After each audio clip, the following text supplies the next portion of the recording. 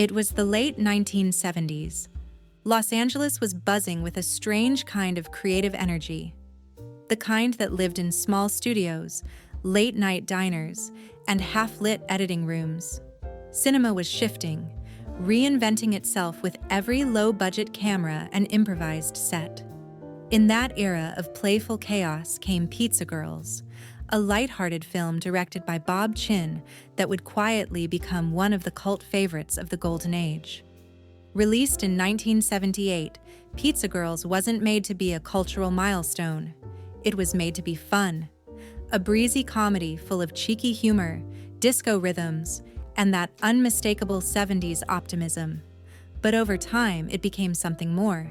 A snapshot of a moment when independent filmmakers were experimenting freely, capturing laughter and freedom in equal measure.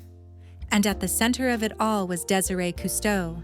Young, expressive, and effortlessly magnetic, she played the kind of character that made audiences smile without trying. Her charm wasn't about glamour, it was about energy. She had that spark, that comic rhythm that made even the simplest lines feel alive.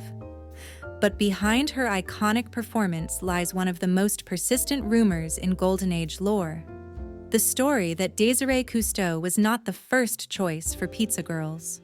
The rumor has floated for decades, whispered in fan circles and repeated in interviews that fade in and out of memory. Some call it just a myth. Others insist there's some truth buried under the dust of old casting notes. So, what really happened? Bob Chin, already a seasoned director by that point, was coming off the popularity of his Johnny Wad detective films. Known for mixing humor with streetwise grit, he wanted his next project to be something lighter, a comedy with a wink to the audience.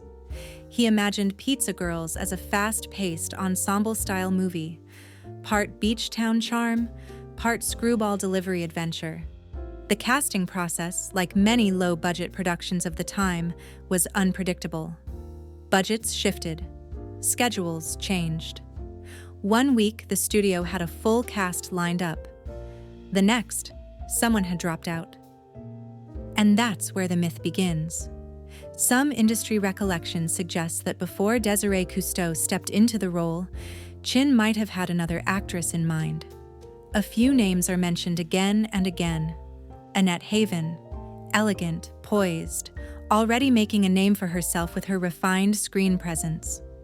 Her performances carried an air of sophistication and control. She was a professional in every sense, someone who could have easily anchored a comedic ensemble if she'd wanted to.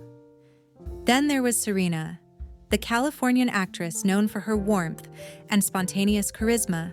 Her presence on screen was magnetic, and she had worked with several directors in Chin's circle before. Some fans claim she was approached for Pizza Girls but couldn't commit due to overlapping schedules, and others recall that Juliet Anderson, later beloved as Aunt Peg, was briefly linked to the project in its early stages. Her quick wit and natural humor would have fit perfectly with the tone Chin wanted, but again, production timing made it impossible.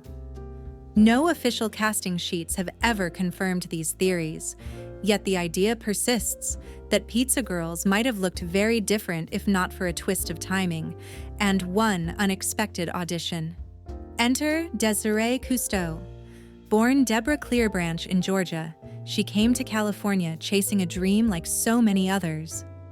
She wasn't from Hollywood royalty, nor trained in drama schools. She was simply radiant in front of the camera.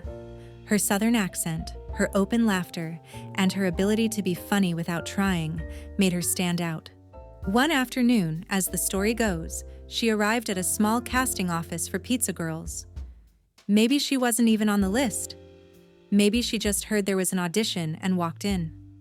The director watched her read a few lines. Then she laughed, ad-libbed a little, turned a mistake into a joke. And that was it. The role was hers. Bob Chin once said that what made a performer great wasn't technical perfection, it was presence. You know it when you see it, he once remarked in an interview. And when it came to Pizza Girls, Desireé had exactly that. She wasn't the polished type. She was the heartbeat of the story, light, free, and unpredictable. The movie's energy seemed to orbit around her. When Pizza Girls hit theaters, it wasn't expected to make waves. Yet audiences loved it. The humor, the ensemble chemistry, and that distinct 70s feeling of freedom made it memorable. And Desireé? She became an icon overnight. But as her fame grew, so did the questions. Was she truly the first choice? Or was she the lucky newcomer who filled a last-minute gap and became a legend by accident? No one ever confirmed. Some claimed the original actress backed out a week before filming. Others said Chin had planned the switch all along. The truth was never written down, just passed around like gossip on the cutting room floor. Even decades later, when fans asked Bob Chin directly, he'd smile and deflect. Desireé was the movie. That's what matters. And maybe that's the real answer. Desireé Cousteau didn't need to be the first choice. She became the right one. Her lightness, her comic instincts, and her sincere approach to every scene made Pizza Girls what it was. A film that doesn't just make you laugh, but makes you remember how movies used to feel. After her short but impactful career, Desireé quietly disappeared from the public eye in the early 1980s. She didn't chase fame, she simply left.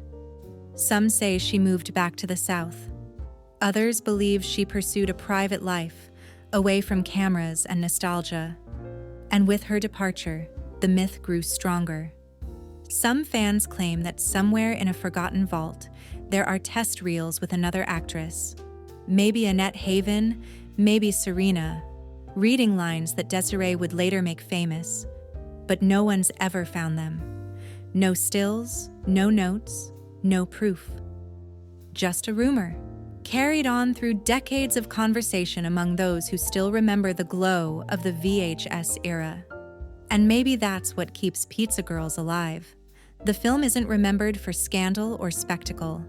It's remembered for its charm, the kind that can only come from a cast that didn't take itself too seriously. It represents a time when small productions could still create big emotions, and when every performer, no matter how brief their spotlight, could become a legend in their own right. So maybe the real magic isn't whether Desireé Cousteau was the first choice, but that she was the right one at the right moment. Because when you watch her on screen, smiling, delivering lines with effortless timing, glowing under that California sun, it's impossible to imagine anyone else. And perhaps that's how myths are born. Not from facts, but from the spaces between them. Pizza Girls remains one of those films that feel like a memory, soft, sunny, and a little mysterious. Desireé Cousteau became its soul. And even if she wasn't the first choice, she was the only one audiences would ever remember. As the credits roll, you can almost hear that disco soundtrack fade out. Lighthearted, timeless, fading into the hum of the projector. And the mystery remains, unsolved and untouched. Was she not the first choice? Maybe, but in the story of Pizza Girls, she'll always be the only choice that mattered.